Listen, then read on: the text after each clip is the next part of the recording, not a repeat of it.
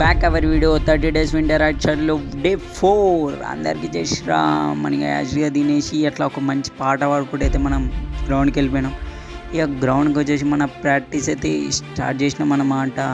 ఈరోజు ప్రాక్టీస్ వచ్చేసి 45 మినిట్స్ దాకా ఉన్నాం. బౌలింగ్ ప్రాక్టీస్ చేసి ఇంటికి వచ్చేసి బనానా షేక్ తాగేసా.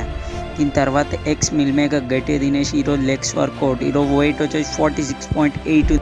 ఇది 25 ఫోర్ సైజ్ కొట్టేసా. దీని తర్వాత మనం నెక్స్ట్ వర్కౌట్ అయితే ఇది అన్నమాట.